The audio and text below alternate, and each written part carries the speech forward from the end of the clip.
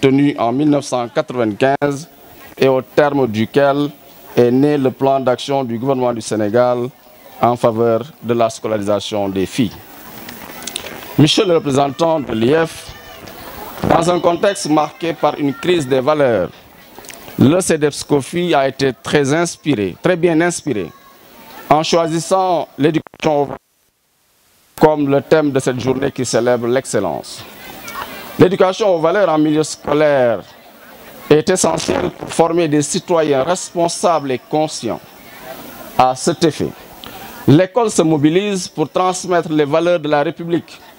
telles que la laïcité, la citoyenneté et la lutte contre toutes les formes de discrimination. Elle favorise également l'engagement civique chez les élèves. Par ailleurs, l'éducation aux valeurs inclut la tolérance envers la diversité, indépendamment de la race, de la culture, du sexe, de la nationalité ou de la religion. Elle enseigne également à traiter l'environnement avec précaution et à apprécier sa valeur. Monsieur le représentant de l'IEF, mesdames et messieurs, c'est sur ces quelques mots que je voudrais clore mon propos, non sans souhaiter que cette activité soit couronnée de succès. Je vous remercie de votre bien aimable attention. Monsieur l'inspecteur de l'éducation et de la formation, monsieur le proviseur, chers enseignantes et enseignants, chers parents, chers lauréates, chers élèves, bonjour. Je vous remercie d'être venus si nombreux pour cette cérémonie qui honore la réussite de la toute première édition de notre CLESCOFI aux activités du CEDEPSCOFI. Je suis très émue, honorée par mes collègues de m'avoir choisi d'être la présidente du CLESCOFI Log 1. Je remercie le bon Dieu de nous avoir aidés et bénis à réussir la cérémonie, car ça n'était pas été facile comme prévu. Je remercie mes collègues, particulièrement aux braves dames du CEDEPSCOFI qui ont donné corps et âme pour la réussite de cet événement. Par ma voix, nous remercions la marraine, Madame Marie Diouf Sarr, et le parrain, M. Tidiane Diop. Nous remercions toute la population de Soum, Ndoron, Thiaré, qui ont participé à la réussite de cette journée, sans oublier toutes les présidentes des différentes CLESCOFI du département. Et mention spéciale à la présidente du CEDEPSCOFI pour en finir, que la fête soit belle. Merci. Monsieur l'inspecteur départemental de Foundiougne, monsieur le maire de la commune de Soum, messieurs les proviseurs, monsieur le directeur d'école, monsieur l'imam et le curé de Soum, mesdames les présidentes de CLESCOFI, madame la marraine, monsieur le parrain, honorables invités, chers élèves, population de Soum. C'est avec un immense plaisir que je m'adresse à vous ce matin à Soum, à l'occasion de la cérémonie de la Miss Mat 2024, dont le thème l'éducation aux valeurs, la contribution de l'enseignante,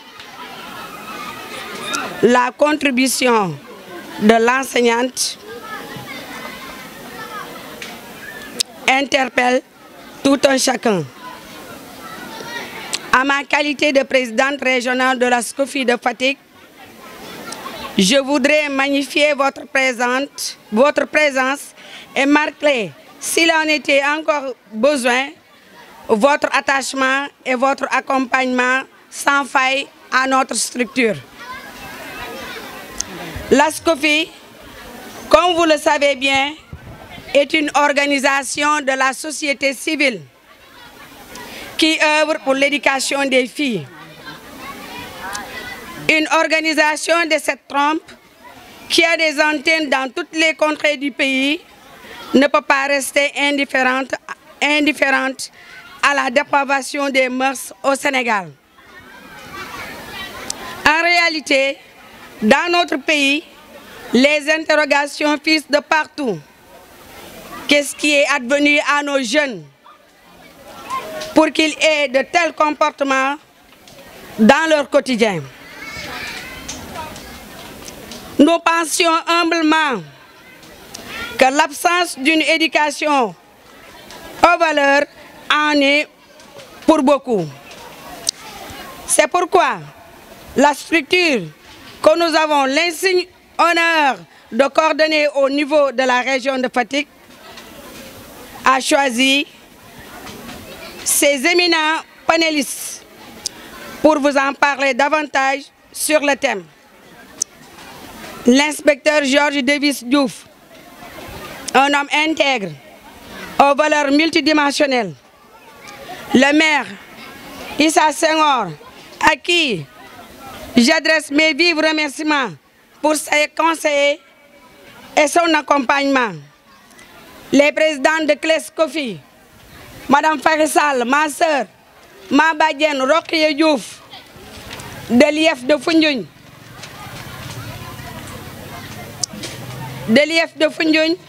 Nul doute, mesdames et messieurs, que ces profils que vous avez devant vous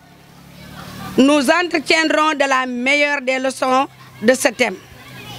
Ce thème qui, je pense, contribuera à l'atteinte de notre objectif, un changement de comportement sur toute la chaîne.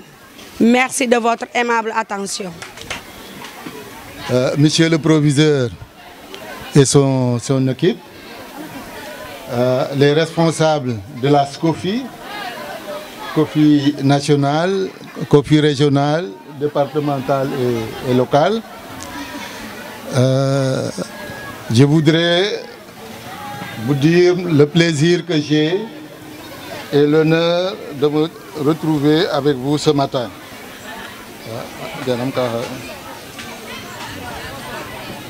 C'est donc un plaisir et un honneur d'être avec vous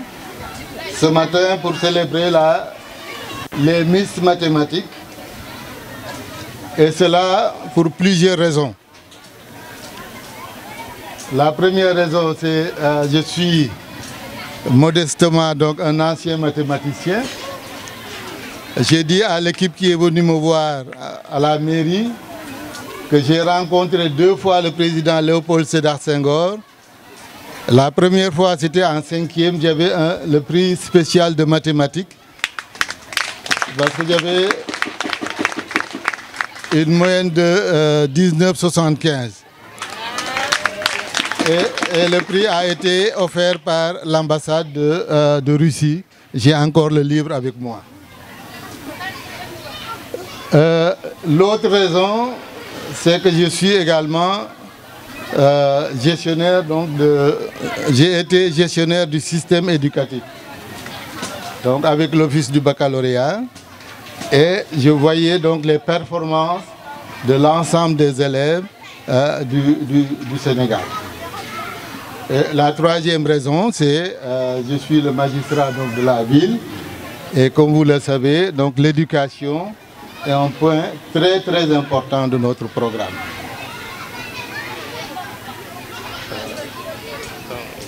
Voilà. Je voudrais donc remercier les autorités de la SCOFI de nous fournir donc l'opportunité de venir ce matin. Et je voudrais d'emblée vous souhaiter la bienvenue à Soum et vous dire que vos choix comme, au niveau donc, du parrain et de la marraine ne sont pas fortuits. Pour ce qui est de Madame Sarr, avec qui nous travaillons,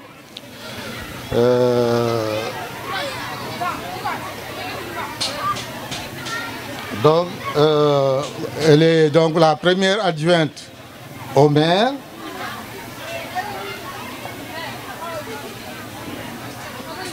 Et donc, son parcours professionnel et parascolaire illustre de très belle manière son amour pour les matières scientifiques et ses nombreuses actions à l'endroit de la scolarisation des filles. De Sédhiou à Goudomp, elle a servi, Madame Sarr a occupé respectivement les fonctions de présidente de la commission d'organisation et de secrétaire général de la CLEPS-COFI. Et de 2018 à maintenant, elle est la coordonnatrice de la cellule genre du lycée de Soum, dont la principale mission reste la lutte contre les violences genre en milieu scolaire. Il s'y ajoute son combat sans cesse pour l'autonomisation des femmes. Je voudrais féliciter la SCOFI pour les innombrables résultats qui ont répondu aux objectifs fixés par le ministère de l'Éducation nationale en la créant en 1994 sous le magistère d'André Sonko. Sur la période de 2016 à 2020, le taux d'achèvement global chez les filles a progressé de 65 à 69,5%, contre 54,6 à 55% à la même période chez les garçons.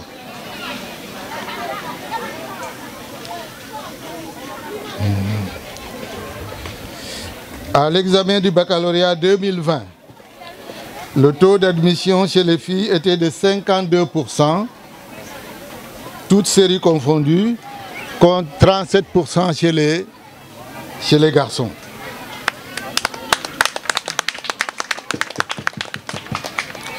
Je confirme que durant la période de 2001 à 2017, il a été observé à l'Office du bac que la tranche d'âge des moins de 20 ans qui récoltait le plus de mentions A bien, bien et très bien,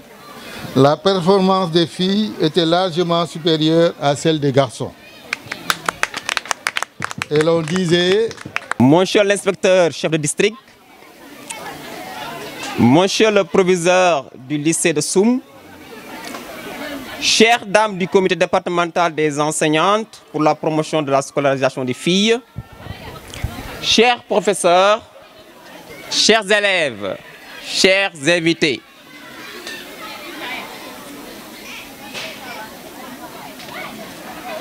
à l'entame de mon propos, je voudrais exprimer toute ma joie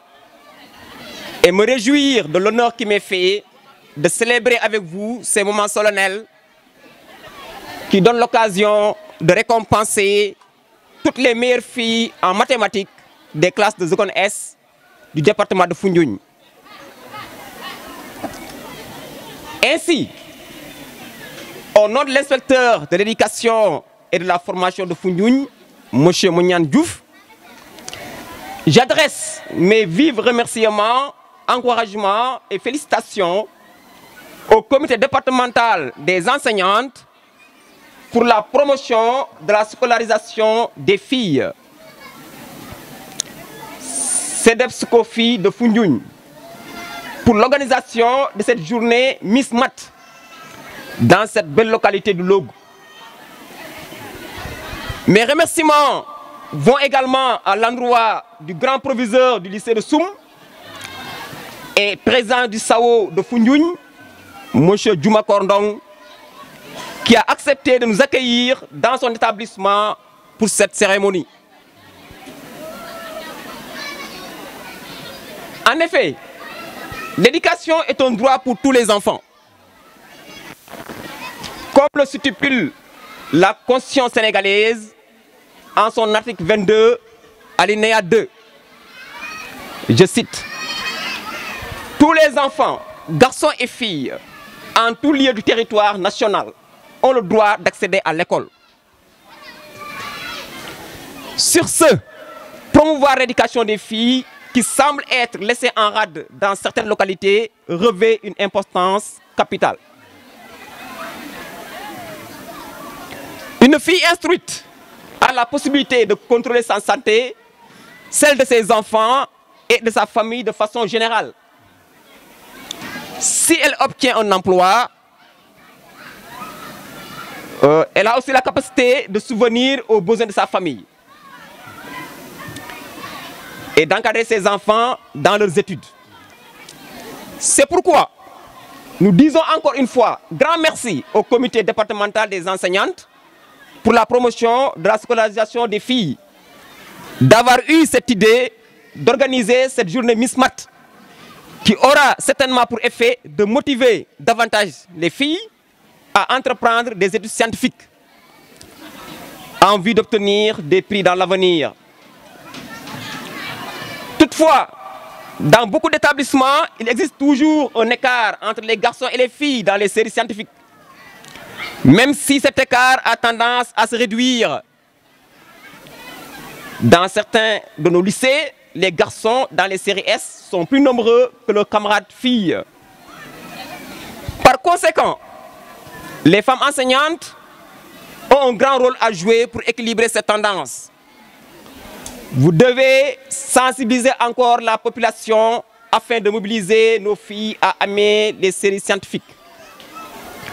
Vous devez échanger encore avec la communauté pour prévenir les violences à l'égard des femmes et des filles, les mariages précoces et les grossesses précoces.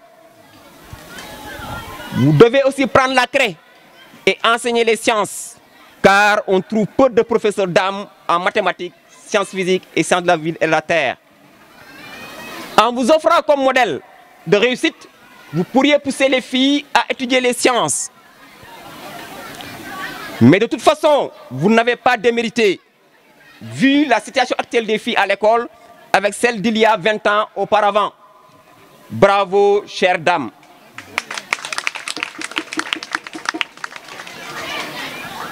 Je m'adresse maintenant à tous les élèves.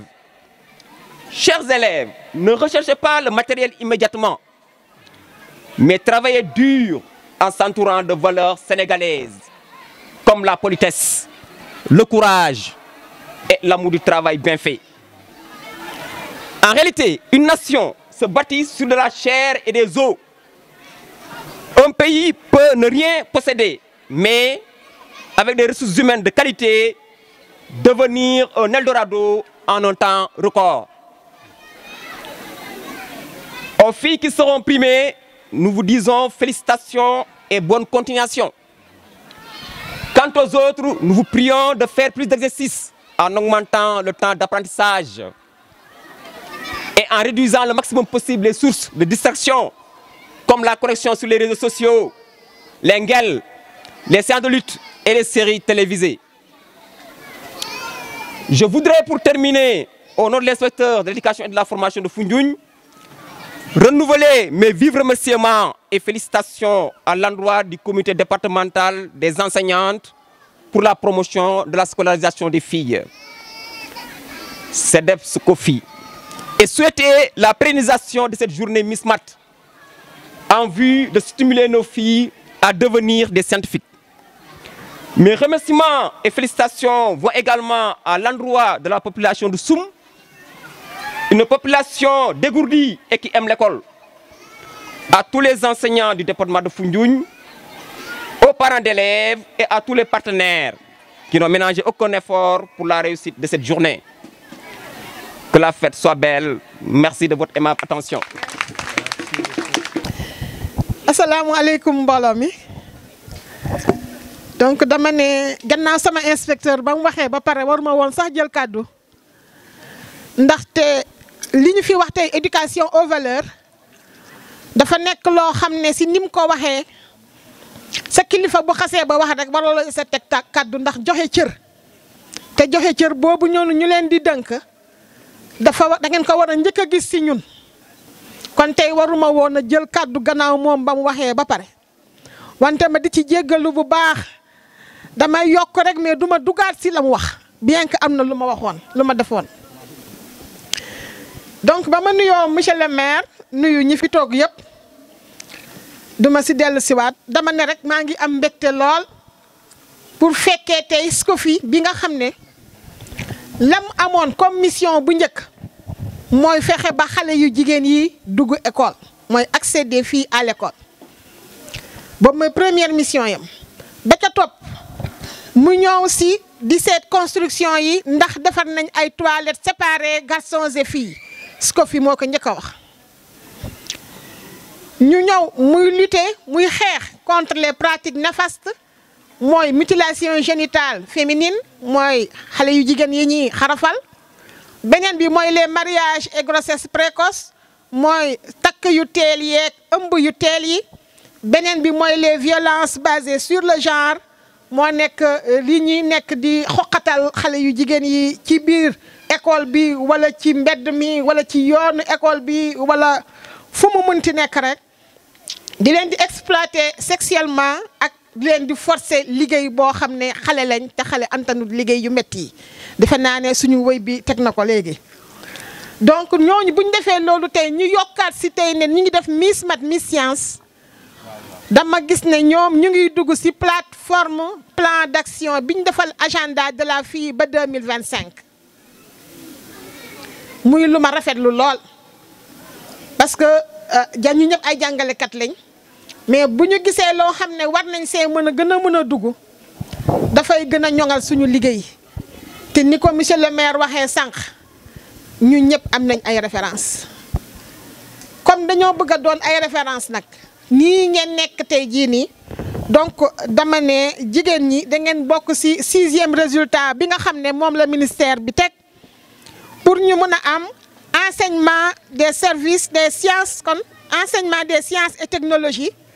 enseignement du numérique mooy ordinateur yeeg lépp luy internet de l'ingénierie de l'art et des mathématiques donc lépp la englobé.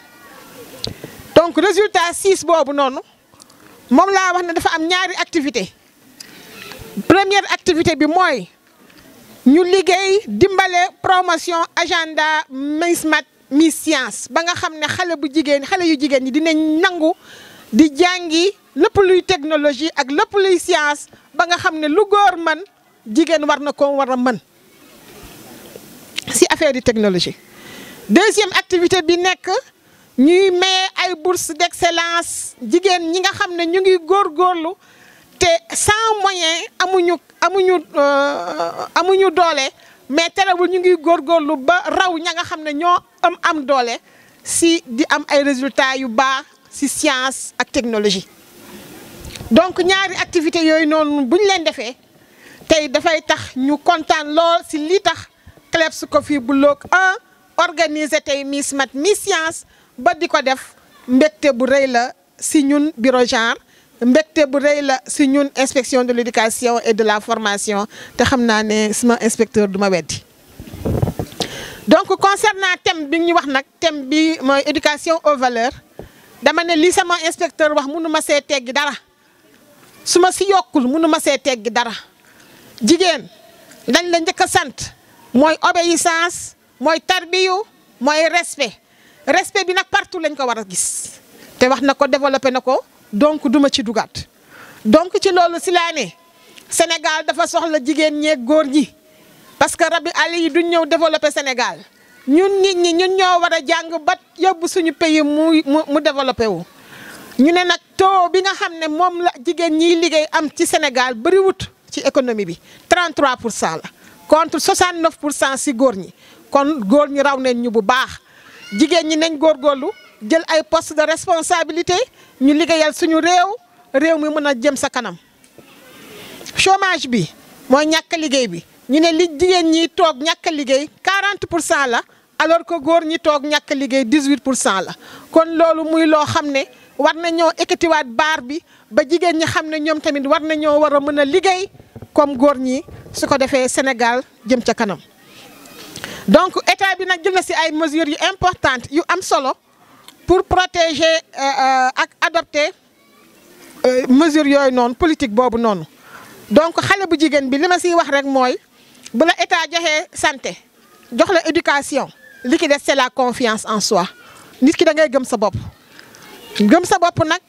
mu ngi commencé si am sa dignité xam sa responsabilité ba nga xam ne yow lépp luñ la jox pour nga war kaa mën a def di nga ko mën a assurer correctement mu ànd ak capacité entrepreneuriale ak leadership. donc loolu daal laa amoon lu may wax. maa ngi sant ñëpp di gërëm ñëpp salaamaaleykum. njàng mi lim nécessité yëpp ñu ngi koy def mais boo jógee village ak li nekk village yëpp nga góorgóorlu ba réussir nekk quelqu'un suba kooku modèle la kooku pile modèle mënuñu am modèle bu gën boobu. moo tax suñu président ñun ñu naw ko ndax fa mu jógee la Macky Sall tamit dañ ko nawoon ndax fa mu jógee la boo juddoo ci àll rek yaroo ci àll màggee ci àll nga réussir fa. ak li mu laaj yëpp ak condition yëpp kooku jar naa jaajëfal jar naa naw jar naa ñaanal aussi kooku référence la. Aujourd'hui, nous avons constaté que l'éducation a commencé à perdre ses valeurs pour diverses raisons nag. Parmi les raisons, on peut en citer les vicissitudes de la vie. Aujourd'hui, à cause de la cherté de la vie, les parents se soucient plus de quoi nourrir leur progéniture plutôt que de leur éducation.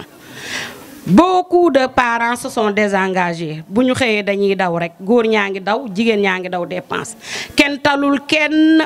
même bu dee une famille fonctionnaire aussi bu ñu xëyee dañuy xëy liggéeyi tëj xale bi ak nunu bi est-ce que éducation bi war ci xale bi moom dina ko mën non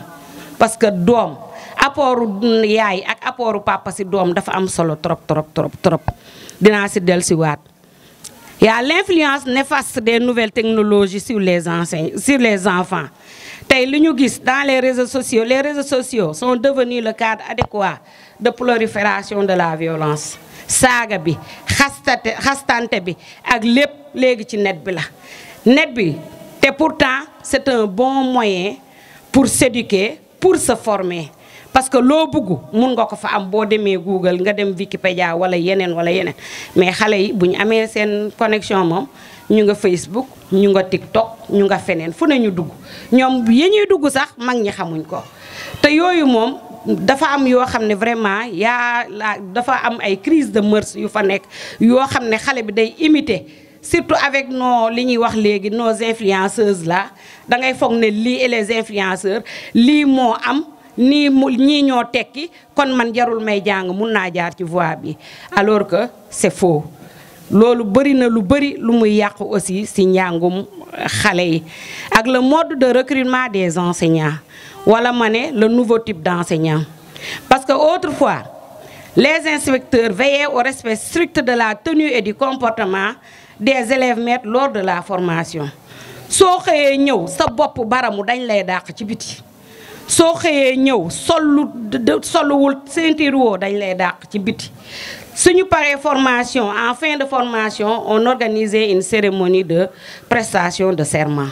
nga taxaw waat ñun on est passé Macky nous sommes de la génération 6 dañoo taxaw ca préfet waat ñun ñëpp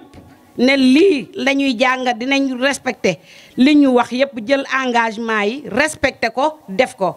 te foog naa ne ñun ñu lañ waatoon ba léegi ñun ñoo ngi ci yoon boobu mais léegi loolu amatul da ngay recruter nit mu ñëw ak ay loksam ba ci digg gannaawam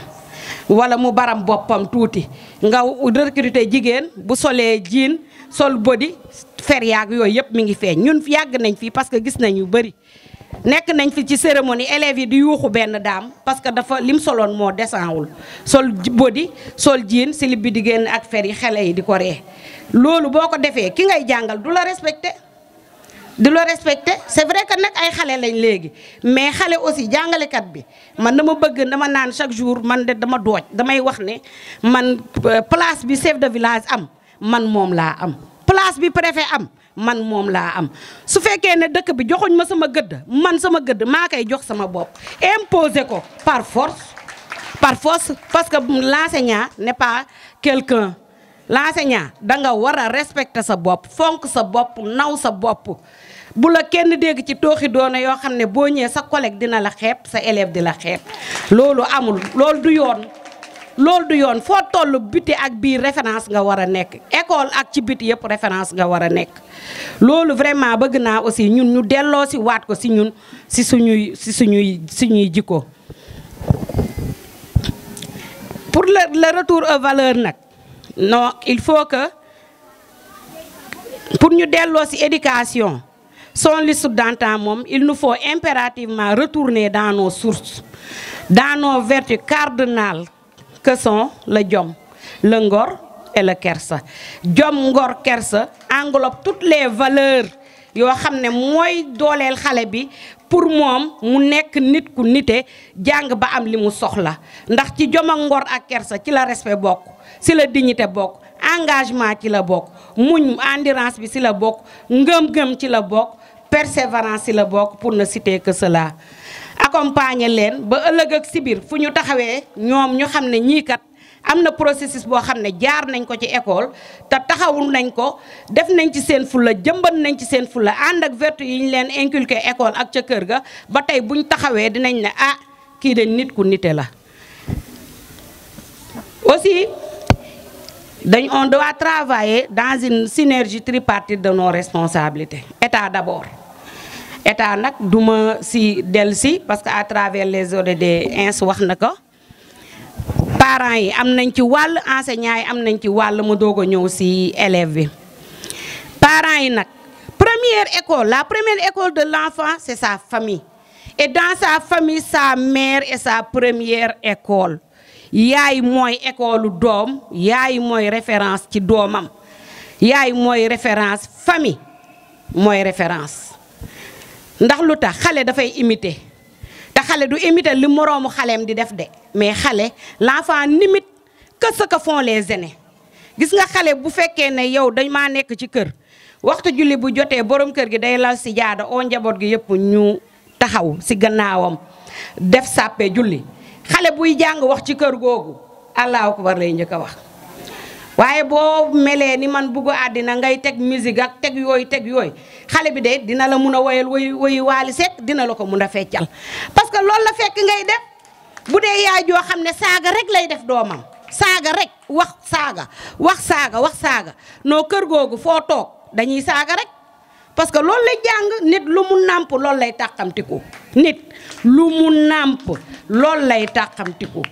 te li ins doon wax sànq jomb dafa am gis nga buñ lay yaree ci valeur yi génnal dem ba extérieur gisoo yaay gisoo baay mais kenn mënu la dévier parce que da nga koo donn ñu cimenteel la ko fa mu dëgër nga màggaale ko foo munti dem kenn mënu la dévier dara aussi mënul fees sa bët ba nga def loo xam ne waroo ko woon a def kon loolu am na importance trop ci ñun. enseignant yi la responsabilité de l'enseignant ñun nag foog naa ne suñ responsabilité moo gën a bëri pourquoi car nous forgeons des âmes si nous réussissons c'est toute une nation qui réussit mais si nous échouons aussi ce sera un échec national et pour cela il nous faut beaucoup de sacrifices nekk ay références ci xale yi.